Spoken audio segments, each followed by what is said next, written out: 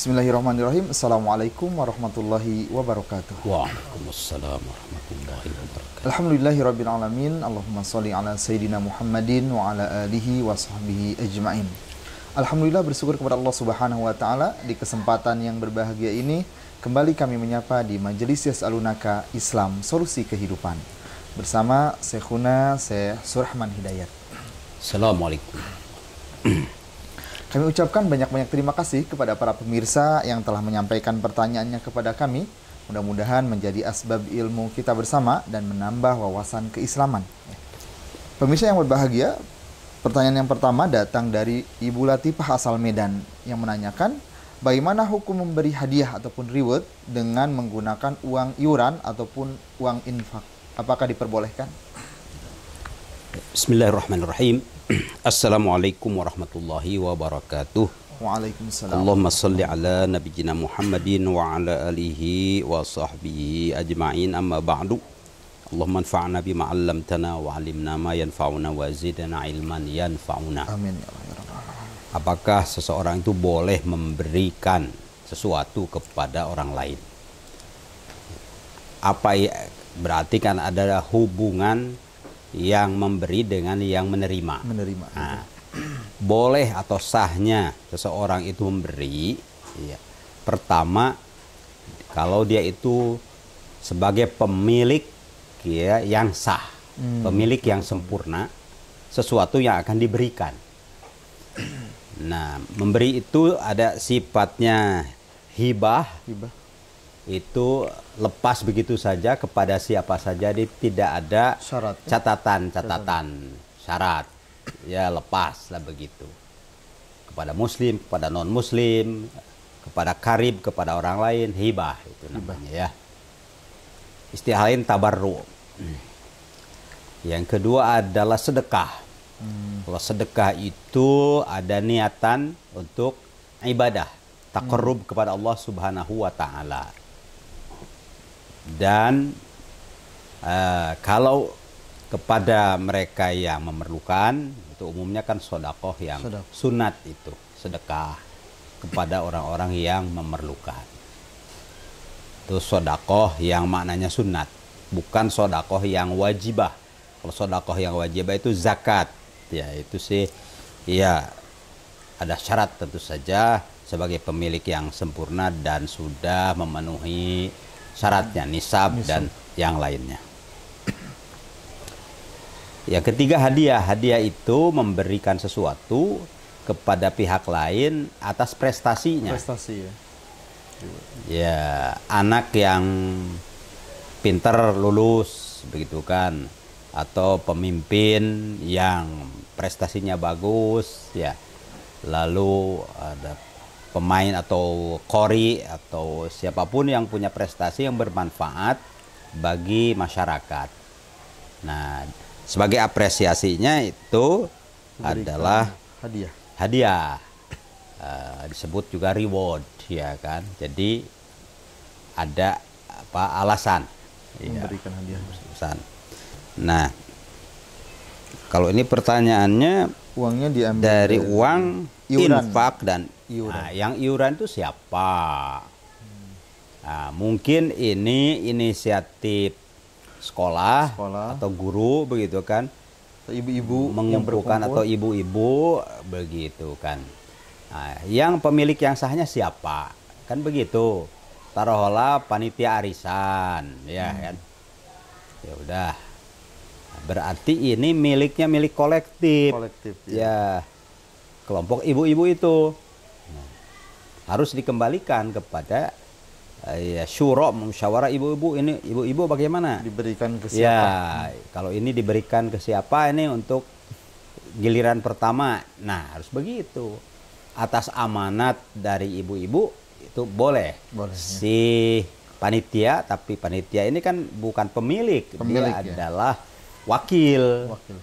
Jadi wakil itu hanya menjalankan amanat, ya, kepada siapa amanat itu diserahkan, ya kan, dan berupa apa, waktunya kapan, begitu, ya kan. Jadi tidak sembarang, apalagi uang infak ini. mengumpulkan uang infak kan berarti kan uang jamaah ini. Nah ini harus dikembalikan dulu. Jamaah ini punya rencana atau kebijakan seperti apa gitu kan. Jadi tidak ya mentang-mentang karena dia itu ketua atau apa begitu lalu merasa punya kewenangan untuk menyalurkan. Tidak, harus atas tentu saja izin dan kesepakatan begitu. Wallahu a'lam. Baik, terima kasih atas pencerahannya. Pertanyaan berikutnya datang dari Ibu Sumaya asal Banda Aceh yang menanyakan, bagaimana jika saya tidak menikah lagi setelah suami saya meninggal? Dan bagaimana cara saya berdoa supaya dosa suami saya diampuni Allah Subhanahu wa Ta'ala? Baik, terima kasih Ibu. Orang yang ditinggal suami, nah itu bebas ya kan. Dia memiliki dirinya, kebebasannya. Sebagai insan yang bebas, sebagaimana yang lain-lain, ya boleh dia menentukan apakah menerima lamaran yang baru begitu ya kan, atau udahlah ini karena tanda kesetiaan misalnya ya tidak nikah lagi, tidak apa-apa, boleh ya kan.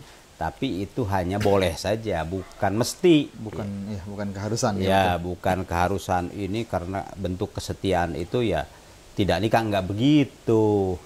Kalau kesetiaan itu kan prestasi kesalehan almarhum dilanjutkan, itu kesetiaan. Kalau ada anak atau amanatnya ya dipelihara, dilanjutkan.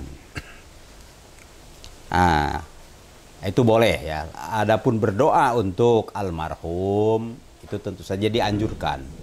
Berdoa untuk kaum muslimin, muslimat saja tentu dianjurkan. Allahumma gfir lil muslimin wal muslimat, kan begitu. Wal mu'minin wal mu'minat al ahya'i minhum wal amwat. Ya Allah, ampunilah kaum muslimin dan muslimat, ya kan? Mukminin mukminat yang masih hidup, apalagi yang sudah wafat, ya. Termasuk yang sudah wafat ini kan tentu suaminya tuh minal muslimin termasuk. Ada juga segat atau redaksi yang lain, ya misalnya astagfirullahaladzim li wali walidaya wali ashabil hukuki ya alwajibati alayya. Ya Allah, ampunilah aku dan kedua orang tuaku dan orang yang sudah berjasa kepadaku. Itu boleh juga. Dan para ulama dia mendawamkan wirid seperti itu. Jadi mau disebutkan si fulannya bagus juga. Tidak disebutkan tapi umum saja semua kaum muslimin muslimat yang sudah tidak ada itu sah. Atau yang khususnya yang berjasa yang sudah tidak ada itu juga bagus. Oke, ya. Demikian, jadi longgar ya insyaallah pilihannya. Baik, terima kasih atas penjelasannya. Pertanyaan berikutnya datang dari Bapak Arman dari Ibu Faizah asal Tarakan. Apakah hibah orang tua kepada anaknya boleh dibatalkan oleh ahli waris dengan dalil orang tua tidak meninggalkan bukti tanda tangan? Bismillahirrahmanirrahim. Kalau orang tua itu pemilik ya sah dari sebutlah tanah atau rumah atau barang apapun ya kan. Nah, dan itu diakui secara de facto dan de jure, secara fakta, apalagi secara hukum ada tulisannya, ada tandanya, yaitu misalnya surat-surat ya kan. Ya, secara de facto dan diakui oleh ahli waris yang lain bahwa ini rumah memang milik bapak, kan begitu ya, atau itu sebidang tanah yang letaknya di depan itu ini milik ibu, bisa begitu ya. Lalu karena sebagai pemilik yang sah, beliau orang tua ini menghibahkan kepada anaknya. Anak itu bisa semua anak, bisa mungkin anak tertentu. Ya kan, bisa saja. Itu boleh karena sebagai pemilik sah. Nah, dari sisi bolehnya, afdolnya, nah supaya karena ada anak-anak yang juga merasa memerlukan itu, yaitu ada saksi bagusnya. Nah itu supaya tidak ada kesan ini pilih kasih. Sebab sesuatu yang kurang bijak itu akan berpeluang memunculkan kasus. Ya kan? Yang lain nanti protes. Bahkan tidak jarang yang lain tidak mengakui, lalu mencari cara, akhirnya mendahului malah kan. Tanahnya atau rumahnya itu dia yang menjualnya kan. Itu banyak kasus begitu. Ini harus hati-hati karena zaman sekarang ini zaman palalinter ya istilahnya.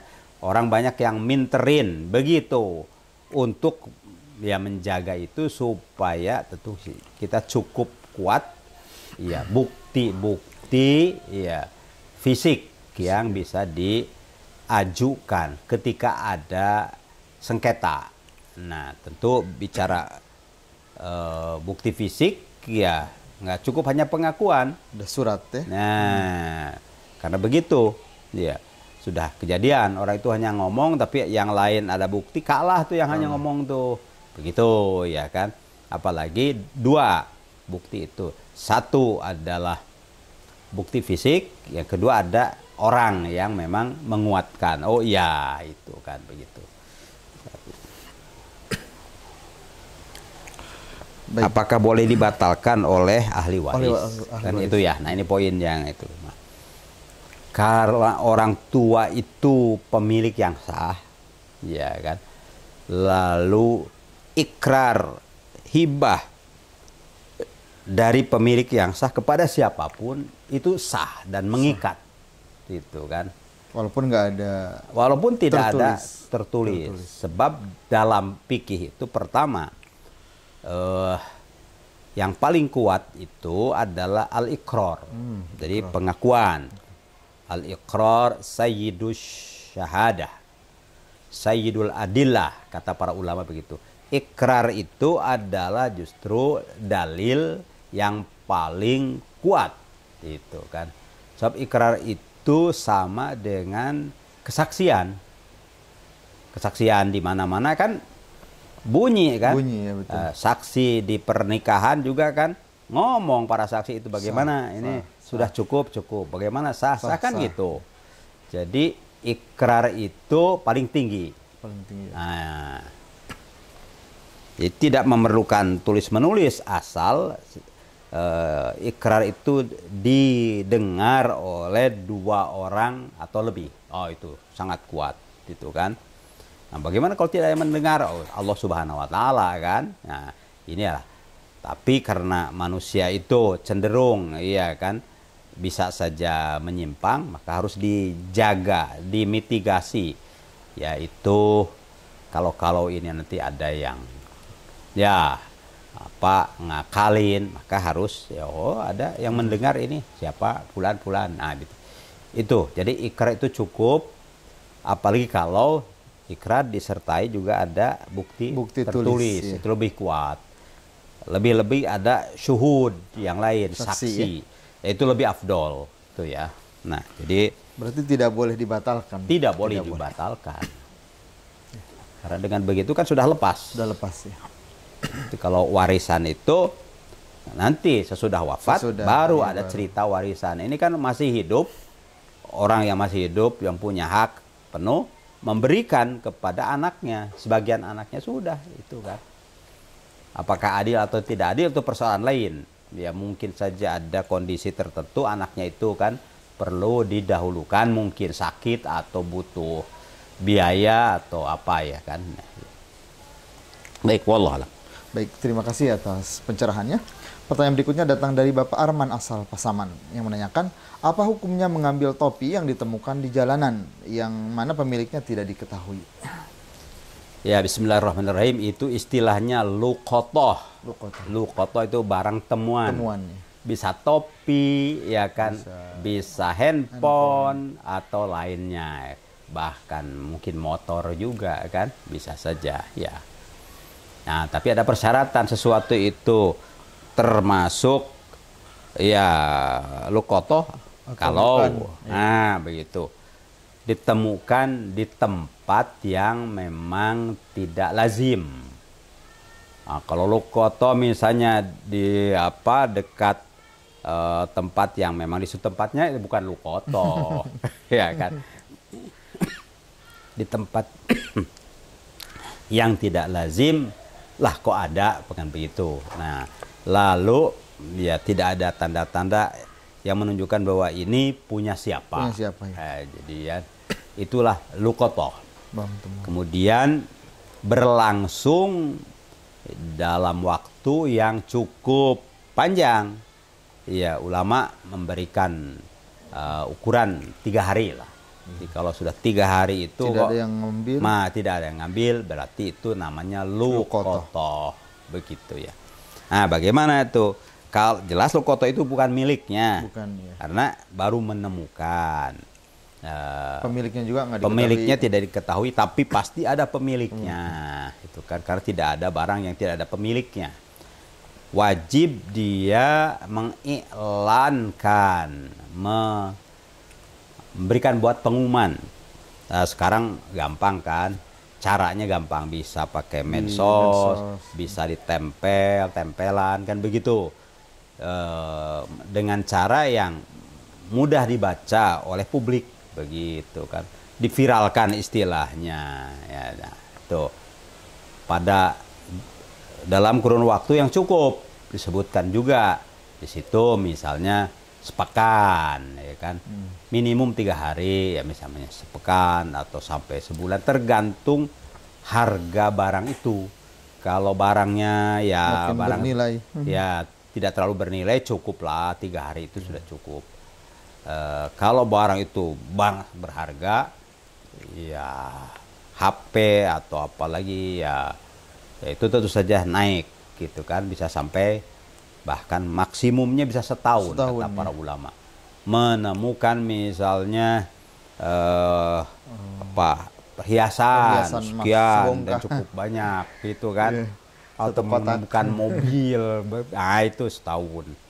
Dan tentu pengumumannya juga harus sangat luas, gitu kan.